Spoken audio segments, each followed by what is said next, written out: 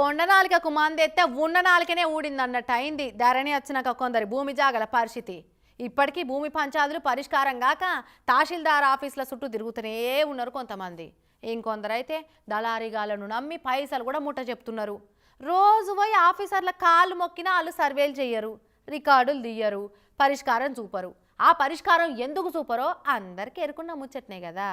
గట్నే ఏండ్ల సంధి భూమి పంచాది ఏం తెంపుతలేరు, చెప్పులు అరిగేటట్టు ఆఫీసుల చుట్టూ తిప్పుకుంటున్నాను. శ్రీధరైన ఒక బాధితుడు ఏం చేసిండో సుషద్దం పారిపోయి ఈడ తల కిందికి కాళ్ళు మీదికి పెట్టి శీర్షాసనం వేసుకొని ఉన్నాడు కదా, ఆయన ఏమి యోగా చేస్తలేడు. ఈయనది రంగారెడ్డి జిల్లా ఇబ్రహీంపట్నం. 8 నెలల సంధి భూమి పంచాయతీ ముచ్చడం మీద ఎంఆర్ఓ ఆఫీస్ చుట్టూ తిరుగుతున్నాడట. మేడం, మాకు రావాల్సిన ఎకరం భూమిలో కిరికిరి పంచాయతీ ఉన్నది, అది మీరే సర్వే చేసి తేల్చాలని ఎన్నిసార్లు పోయి మొత్తుకున్న ఎంఆర్ఓ మేడం గారి చెవిన పేను వారినట్టన్నా అయితలేదట.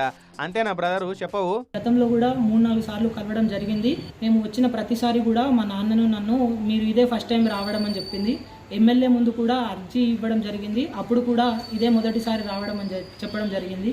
ఈరోజు 2 గంటలుగా నేను అక్కడ నిలబడ్డాను.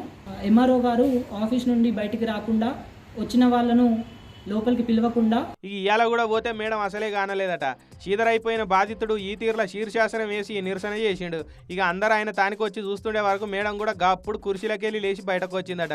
ఏంది మేడం, మీరు ఉన్నదే పబ్లిక్ కు పని చేస్తాను, మళ్ళీ ఇట్లా పరిశాన్ ఎందుకు చేస్తున్నారు అంటే, మరి ఇప్పుడే వచ్చి శీర్షాసనం వేస్తున్నాడా ఎట్లయినా? భలే చెప్తారు మేడం, వినటోడు ఉంటే విమానం గద్దెత్తుకపోయింది అన్నట్టు.